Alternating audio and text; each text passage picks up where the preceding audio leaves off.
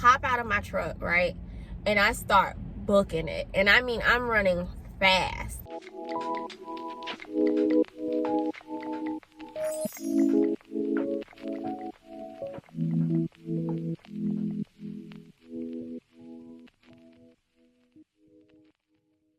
Good morning, good evening, good afternoon. My mom is sitting right next to me, but she don't want to be on camera. But she says hi. Do you say hi? Hi. My mom says hi. We are going to be talking about some dingy moments that I have had in trucking. I have 5 situations that I'm going to be talking about. I'm sort of going to be snitching on myself. That's all right. We're going to start with number 1.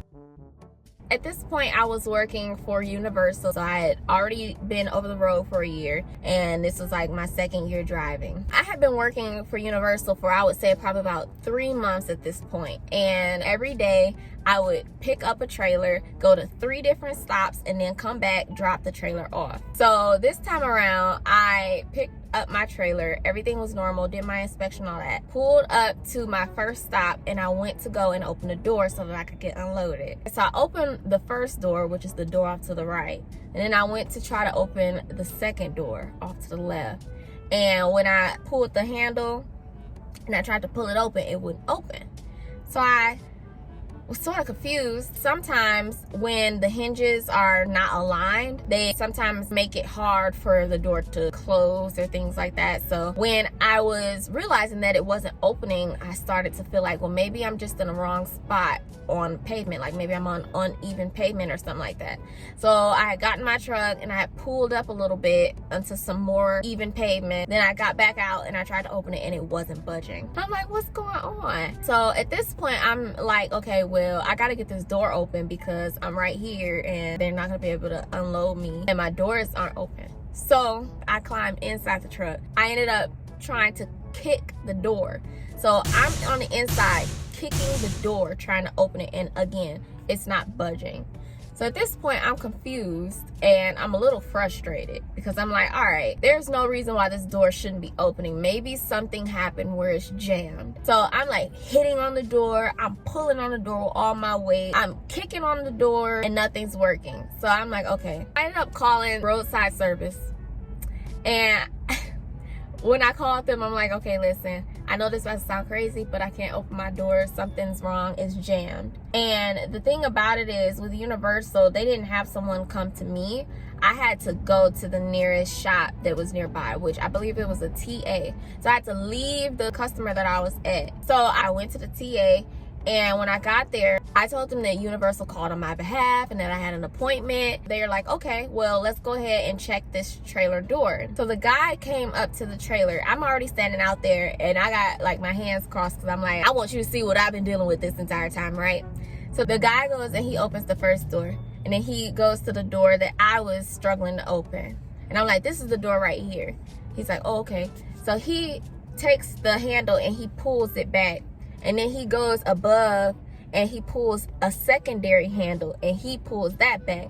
And then he opens the door. No problem. And the funny thing about it is, as I'm looking at him grab for something above the handle that I had already been pulling on, I look up and I see the secondary handle and like my heart drops to my stomach. Cause I'm like,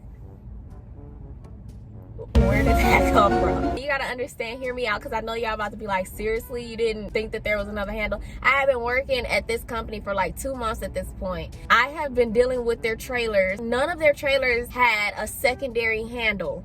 Okay, so when I tell y'all I was inside this trailer kicking on it, like I can't believe it's jammed like this. Who done bumped up against this trailer and jammed these doors? Like, I'm stressed. And this guy pulled the handle and opened it, and he's like, oh, it opened well for me. I'm like, that's crazy. I played it so smooth. I'm like, I don't know how.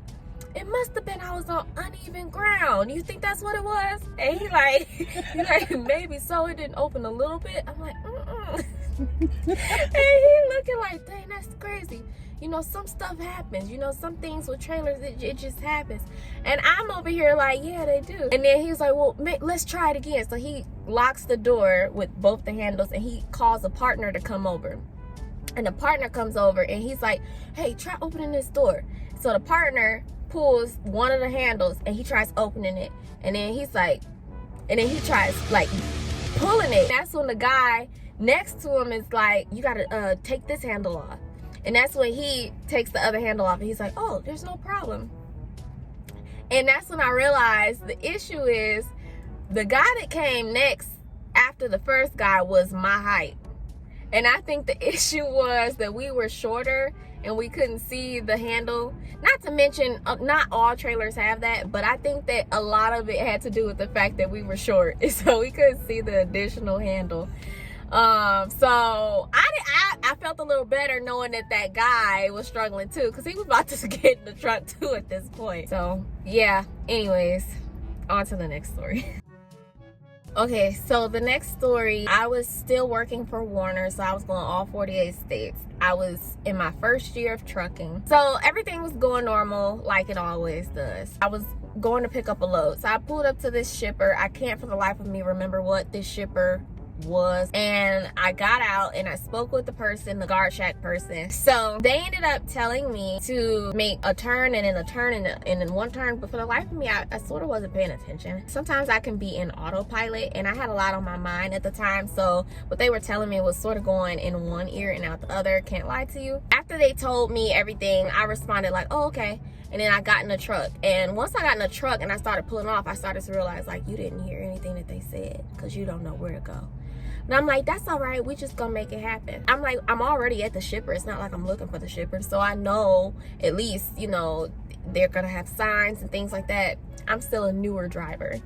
I wish I could give you a verbal explanation of what was going on, but just know that this plant was huge and it had multiple different areas. And after a while of driving, I started to realize like, I don't know where I'm going. I ended up making a turn like right, and then I made another turn left, and before I knew it, I was surrounded by like junkyard parts. The road started getting narrower and I started to feel like maybe I'm not where the trucks are supposed to be at anymore. But I'm like, no, because I'm at the shipper. So after a while, I was going forward and I realized that where I was going, there was a cutoff, and I could tell that trucks weren't able to go that way. And the only other area to go was left. But I can't lie, I didn't have any glasses at that moment. And it's not that I can't see, but obviously I couldn't see because I turned left. When I turned left, I turned onto this road. How do I explain this? I ended up on a cliff. The road ended and there was like rocks and water at the bottom of this cliff. When I realized that I was literally about to run off this cliff, I had to recollect myself. I started to realize that I'm probably in an area that doesn't have anything to do with the shipper anymore. To this day, I don't know where I went, but I know that I was not where I was supposed to be at because I didn't see any trucks, but I didn't see any vehicles. I just saw like loose car parts and like random stuff, and then I ended up on this cliff. At that point, I had to back up, but some told me, no, try to U-turn first. When I tried, I ended up feeling like I was about to end up off this cliff. Excuse me! Excuse me! We find Cliffhanger where we left him last, hanging from a cliff. So I told myself, just back up. And I had to back up. And long story short, I ended up where I was supposed to be. But I guess the point of this portion of the video is pay attention when you are at your shipper. Because somehow, some way, they end up having like random areas and you can end up on a cliff. So the third story the third story took place in California.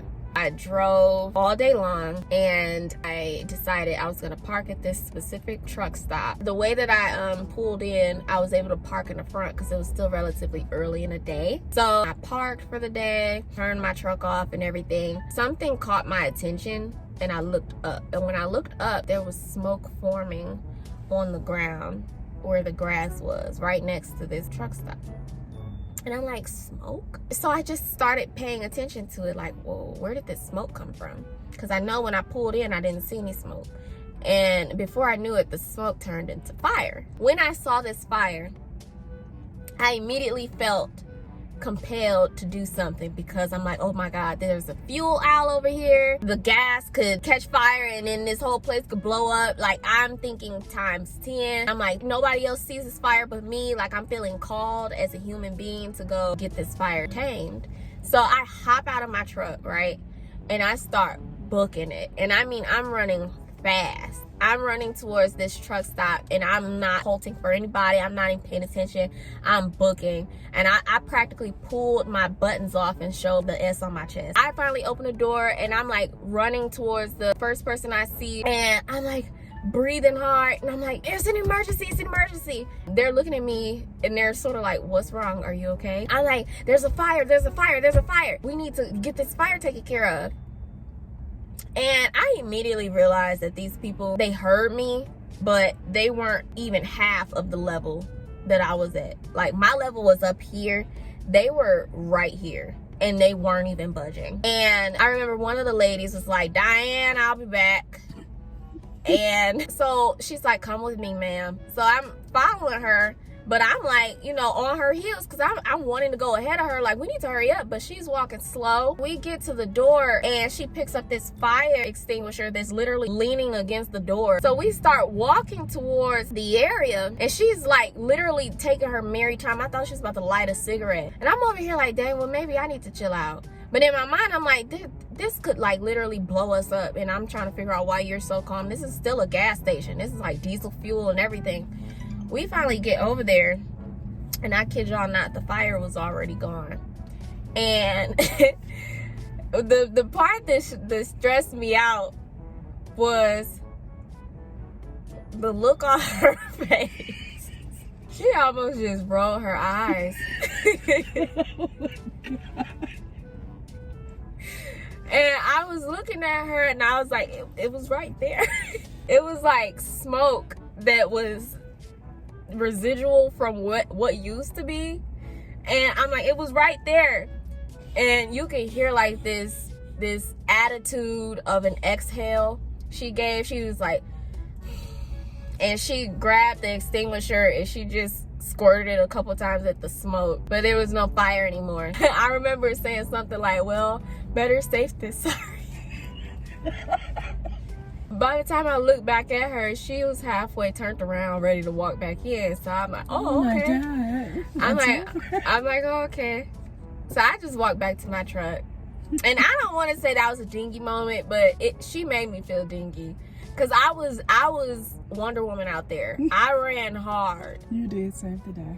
I saved the dog all day. And it ain't my fault the fire went out. Because the way it like combusts out of nowhere, doggone it, I'm still upset. I actually recorded, if I could find a recording, because she was actually in the recording. If I could find a recording, dog, I'll show y'all. Because she was like, she squirted a couple times, like, just to make me feel okay. That's the only reason why she squirted. She wouldn't even squirted it. So Number 4 is a stupid story. I had drove all day long, so I pulled to a truck stop and I was prepared to stop for the day. But this truck stop was pretty much empty. There was only like, I want to say like 20 trucks where I was about to park at, but it was still a big enough parking lot where it had a lot of parking spots available. I realized that the parking spots that were closest to the entrance of the building was available. So I was like, well, you know what, let me just go ahead and get one of these parking spots. But I realized that it was a little tight in this area. There was this wall that was nearby, and then it was on a slant, so I would have had to back up a certain way and everything, but I knew I could do it. Like, I wasn't concerned. It wasn't a lot of trucks there. I could have took my time. I would have been able to get in there. And also, sometimes, I don't know if it's just me, but when there's not a lot of trucks and I have a couple more minutes on my clock and I'm done for the day, I start to lollygag a little bit because I'm like, well, let's just see what I can do. And I start doing specific maneuvers that I wouldn't normally do and things like that. Just because I got the time to. Sometimes I be bored. Like, I won't be putting as much effort into it. Sometimes I just be lollygagging, okay?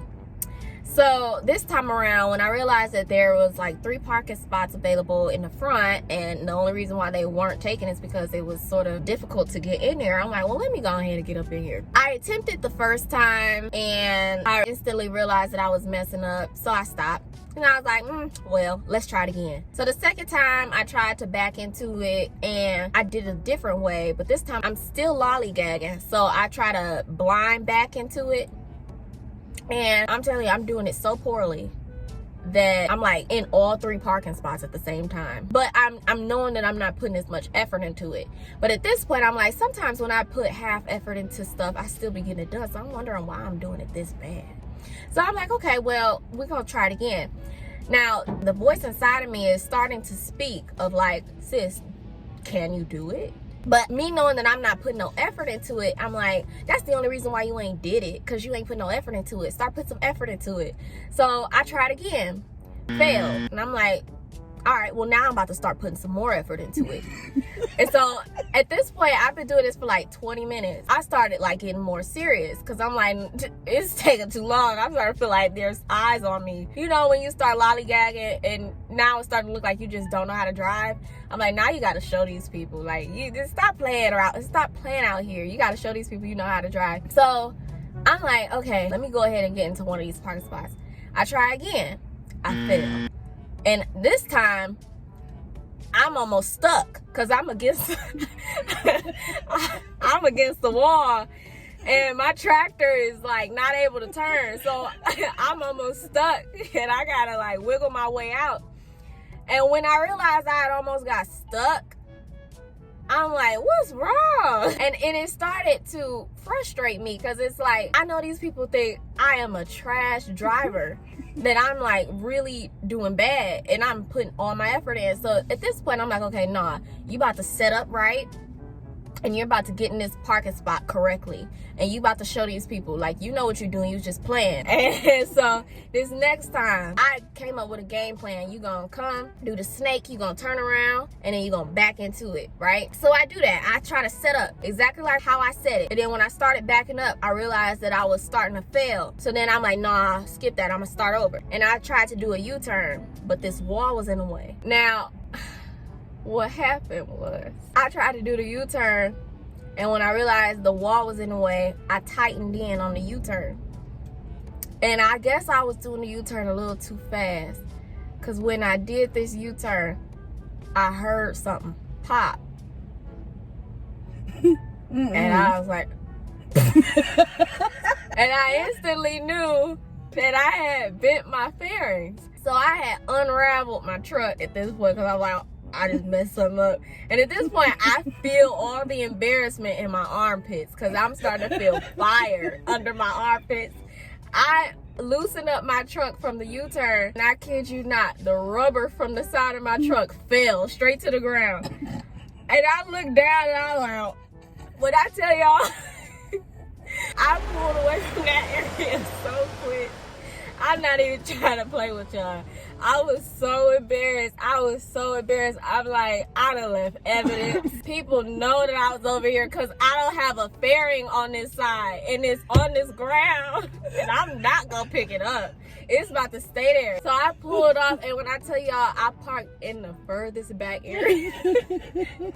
I didn't care. I parked where nobody would think to park. And I was out there for the rest of the night. I waited like 40 minutes before I got out my truck just in case people was waiting on me to get out, because you're not going to associate that with me with this face. I was dead serious. I was so embarrassed. So the next one, and this is the last story, and this by far is the worst story, so just hear me out. This happened when I first started in trucking, okay? This was my first year driving, and this was earlier in the year too. So the day started off great. Nothing was out of the ordinary. I had a shipper that I had to go to. I picked up from the shipper, then I dropped at the consignee later on in the day. And the difference was this consignee didn't have any empties available for me to pick up. So I bobtailed out of there. The problem is, when I would expect to pick up an empty, whenever I would unhook from the trailer in order to go and grab another trailer, I would leave my hoses sitting on the back of my truck instead of actually hooking them back in to their holsters like I'm supposed to, because I would just be pulling up to the next trailer and then hooking back in, and it would just sort of take away some of the time that would be spent me trying to hook stuff in when I could just, like, you know. So I got my information from my fleet managers. They were telling me where to go for my next shipment, and they told me that it was okay for me to bobtail. So I'm like, all right, cool. So I pull off immediately. I already got my information, so I'm about to go to the next shipper. I end up merging on the freeway. I would say about 2 minutes to me being on a freeway, I hear this. It sounded like somebody had a shotgun behind me. All I heard was this boom, and I was like, what the? And I felt like a jiggling effect on the truck, and it confused the crap out of me and scared me. Thankfully, there was a rest area that was off the freeway, literally right there. So as soon as I heard that, I like swerved a little and I went straight into the rest area. And I can't lie to you, I knew it was my fault, whatever it was, and I just didn't know what it could have been. So I did hesitate to get out the truck. I just sat there for a while, and I started to look around in like my side view mirrors, like, is there gonna be smoke? Like, what did I do? Like, I think I messed up something. And then that's when I realized I never put my hoses back in their holsters. So I'm like, but a big boom though? Like, how did that couldn't have been my fault. And I'm like, okay, well, let me just go ahead and look. So I get out the truck and I head to the back. Now, I didn't see any hoses. They weren't there anymore. So I turned to look from where I was driving, and I see one hose like trampled over and splayed and like split open. I look further down the road and I see this jumbled mess, and it looked like that was the other hoses. I felt my heart go down to my stomach because I knew that meant I immediately needed servicing. Around that time, of course, I thought that I was going to get fired. So I started thinking, what can I tell them? What could I tell them? Because it's like, oh shoot, I done messed around and broke the truck. And what's worse about it was I didn't know what damage it could have caused to my truck, because I couldn't see anything besides the fact that I was missing something very important on this truck, and it didn't look like it could be put back on by me, especially since I'm looking at the hose and it don't look usable anymore. I think I ran it over. Now I'm like, okay, well, let me call them. I call roadside service, they transfer me, I get on the phone with them and they're like, so what seems to be the problem? You said you don't have any hoses anymore. I'm like, yeah, somehow somehow, some way. I'm unsure, but I think my tractor expelled the hoses. I remember hearing a long pause before I heard a response, and the response sounds something like, what? And I'm like, I'm not sure what happened, but I know I don't have any hoses anymore. And they're like, how do you not know what happened to your hoses? And I'm like, I was driving and I parked at the rest area and I looked in the back and there was no hoses. And they're like, did anything occur for you to feel like you needed to look in the back? And I'm like, I heard a noise. I just remember they just transferred me after that to somebody else. I had to explain this to like 3 other people, and nobody else asked me anything about that, but I knew the truth in the inside that it was my fault. That was dingy moment number 5. I didn't get in trouble, by the way. I think that because I was new, because I know that whatever I was saying wasn't helping, but I think that because I was new, they didn't even write me up or nothing. They just went ahead, got me fixed, and I pulled off. But yeah, I don't know why I really told y'all this, because I feel like I snitched on myself, but I hope that it was entertaining. If anything, I hope that in some way you guys learn from my mistakes, even though I didn't give you any alternative options. I feel like the alternative is just to not do what I did. And I love you all so much, and I cannot wait to see you in the next video. Bye. Bye. Oh my God.